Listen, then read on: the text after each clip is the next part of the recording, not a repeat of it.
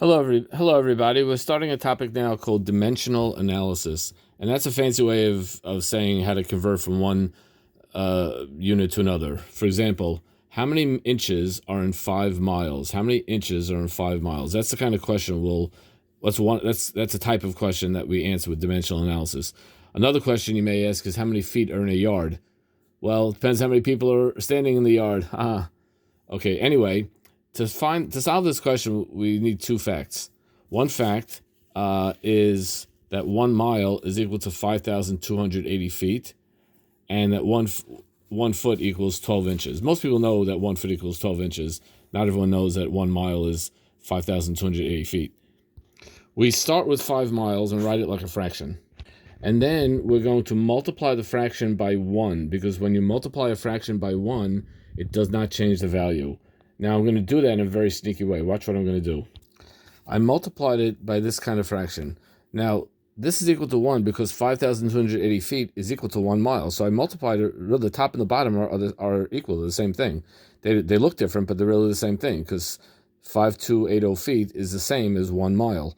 Well, I did this particularly like this because I want to cancel out miles, because I have a mile here and a mile there, and I want to cancel them because I have now 5 miles, but I don't want miles. I want to get rid of miles and be left with inches. So this is the first part of my scheme. The second part of my scheme is to multiply by another fraction, which is going to get rid of feet and leave us with inches. And I have to multiply a fraction by I have to use a fraction that equals 1. Well, here we go. Here's a fraction that equals 1 because 12 inches on top is the same as the 1 foot on the bottom, but I've done my evil plan, which is to cancel out feet and be left with inches. The answer now is just going to be to multiply all these numbers, 5, 5280, and 12, and I'm left with inches, and that's my final answer. By the way, there happens to be all ones down here. If there were actual numbers down here, then I would multiply by the numbers on top and divide by the numbers on the bottom, and so on and so forth. In this particular example, I have numbers on top and only have ones on the bottom, so all I'm going to do is multiply in this particular example. And here's our answer, 316,800 inches. So 5 miles is 316,800 inches. So if you ever have to walk 5 miles, which I actually did yesterday, if you ever have to walk 5 miles, realize that it's really not 5 miles. It's only a mere 316,800 inches. Another example, a famous example, is the acceleration of gravity is 32 feet per second, or per second squared. That's how we write it this way.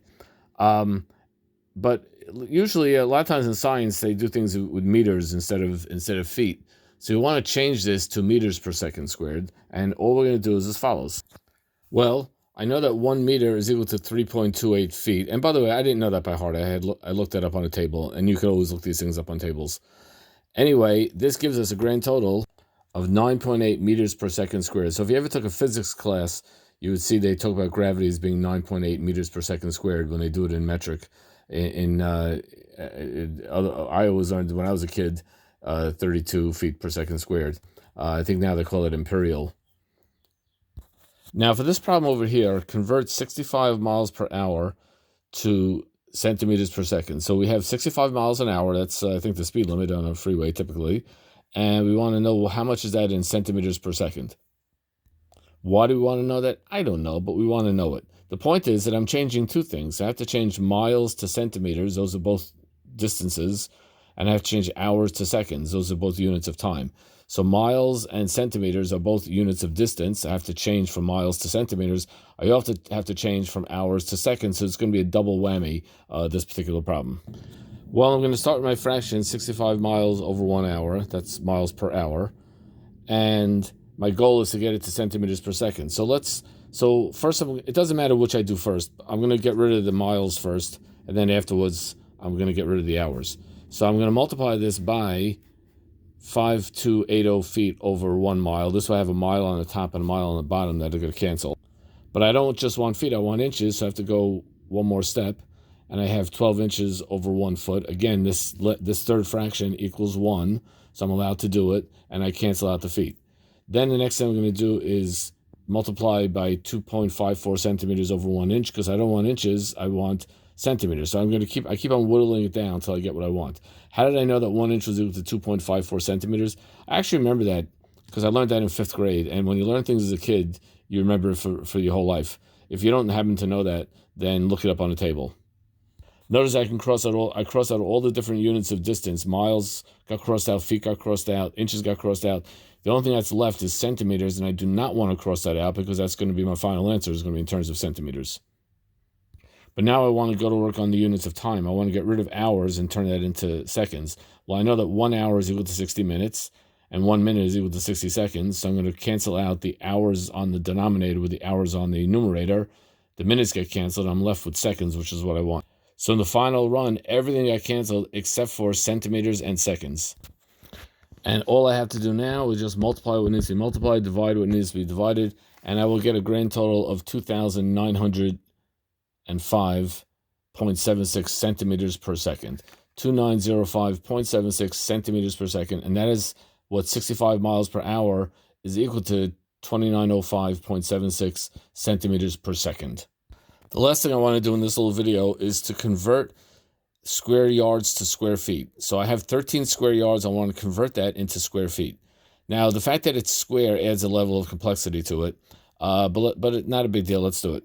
Well, I'd start out like I always start out. I have 13 yards squared on top, and then just 1 on the bottom, because that's what I have, 13 square yards. And I know I'm going to multiply feet on top, yards on the bottom. I want to cancel out the yards. The problem is I'm not going to cancel out the yards completely because that's 1 yard, and that's a yard squared. So I'm going to have to square this. Well, no problem. I know that 1 yard is equal to 3 feet, and I'm squaring it. Now, this is going to be 13 yards squared over 1.